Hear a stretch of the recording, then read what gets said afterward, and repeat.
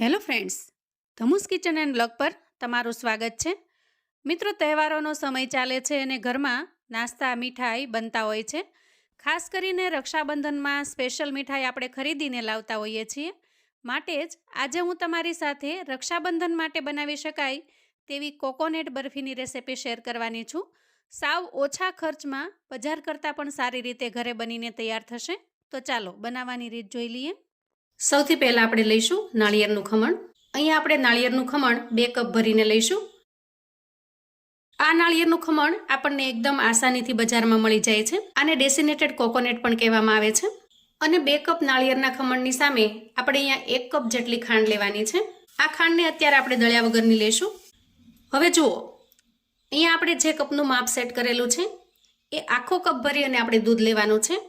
આ દૂધ સામાન્ય તાપમાનવાળું હોવું જોઈએ, એટલે કે દૂધ ખૂબ ગરમ પણ ન હોવું જોઈએ અને સાવ ઠંડુ પણ ન હોવું જોઈએ, એવું આપણે અહીંયા દૂધ લીધું છે. તો આ રીતે તમે પણ માપ સેટ કરવા માટે કોઈ પણ ઘરમાં રહેલી વાટકી અથવા તો તમારી પાસે જો મેજરમેન્ટ કપ હોય તો એને તમારે માપ તરીકે સેટ કરી દેવાનો અને એ પ્રમાણે જ તમારે બધી જ વસ્તુ લેવાની છે. તો અહીંયા આપણે ટોટલ 3 વસ્તુ લીધી છે.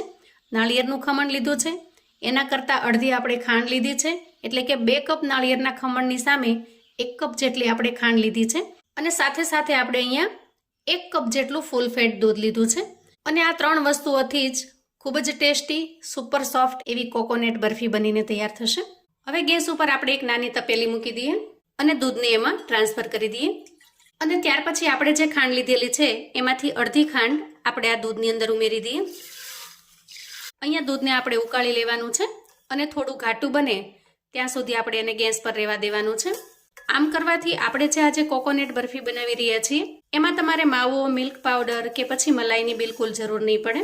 આ રીતે ગેસની ફ્લેમને ધીમી રાખી અને આપણે થોડી વાર માટે થવા દેવાનું છે. તો દૂધને થતાં થોડી વાર લાગશે, એટલા માટે થઈને દૂધને આપણે બીજા ગેસ પર ટ્રાન્સફર કરી લઈએ અને આ ગેસ ઉપર આપણે એક પેન મૂકી દઈએ. હવે આપણે પેનની અંદર નાળિયેરના ખમણને ટ્રાન્સફર કરીશું.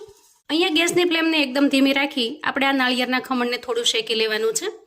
એટલે કે આપણે એનો કલર ચેન્જ બિલકુલ નથી કરવાનો, પણ એના અંદરનું જે મોઇસ્ચર છે, એટલે કે જે ભીનાશ છે, ભેજ છે, એને આપણે દૂર કરવાનું છે.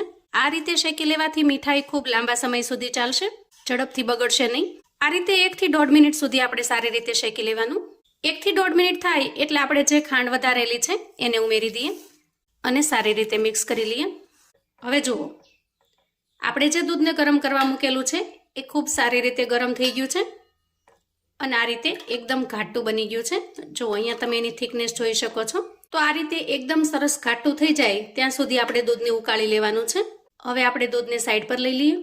અહીંયા નાળિયેરનું ખમણ પણ ખૂબ સારી રીતે શેકાઈ ગયું છે. આ સ્ટેજે આપણે ઉકાળીને તૈયાર કરેલું ઘાટું દૂધ ઉમેરી દઈએ. અહીંયા તમે જુઓ, એકદમ સરસ કન્ડેન્સ મિલ્ક હોય એવું સરસ ઘાટું બની ગયું છે. આ રીતે સ્પેચ્યુલાની મદદથી એકદમ સરસ રીતે પ્રેસ કરી અને મિશ્રણને ભેગું કરી લેવાનું. આમ કરવાથી એકદમ સરસ માવેદાર, માવા જેવું જ મિશ્રણ બનીને તૈયાર થશે. આ રીતે ખૂબ સારી રીતે મિક્સ કરતા અંદાજે આપણે 2 મિનિટ જેટલો સમય થયો છે.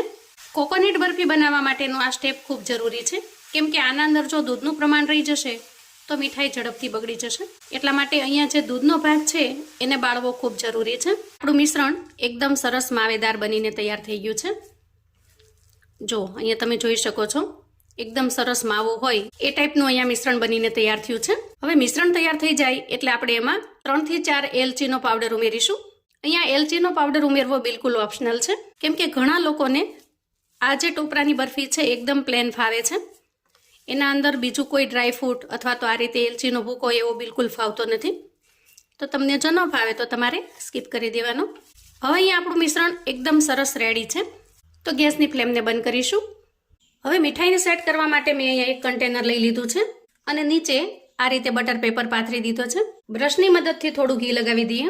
હવે જે મિશ્રણ તૈયાર થયું છે એમાંથી આપણે અડધું મિશ્રણ આના અંદર પાથરી દઈશું અને આ રીતે અડધું મિશ્રણ બાકી રાખીશું. તો સૌથી પહેલા આ મિશ્રણને આપણે સેટ કરી દઈએ. અહીંયા તમે જુઓ, એકદમ આરામથી સેટ પણ થઈ જાય છે. તો જુઓ, આ રીતે મિશ્રણને આપણે એક સરખું ઇવનલી સેટ કરી દીધું છે.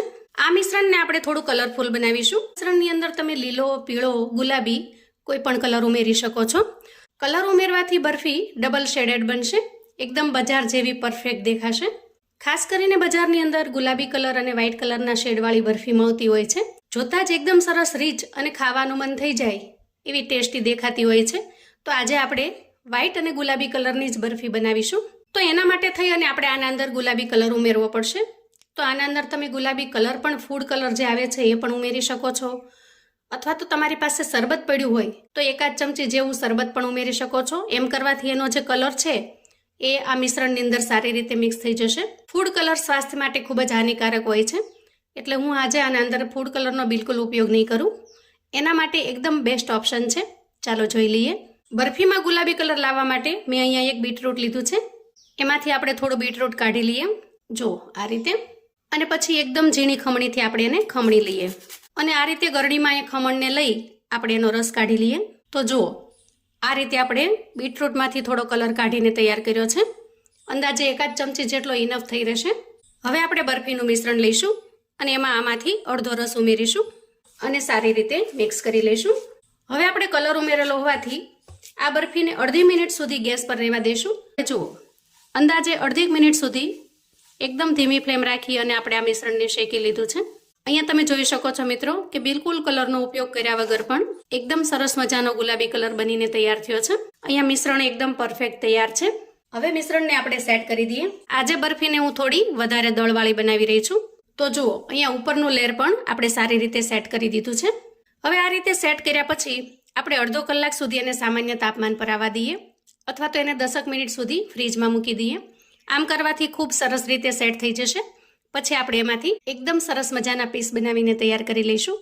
આપણે 10 મિનિટ સુધી આ બરફીને ફ્રીજની અંદર સારી રીતે સેટ થવા માટે મૂકી દીધી હતી. હવે આપણે એના પીસ કરી લઈએ. આ રીતે 10 મિનિટ ફ્રીજની અંદર રહેવાથી ખૂબ સરસ રીતે સેટ થઈ ગઈ છે. અને હવે આપણે પીસ કરી લઈએ.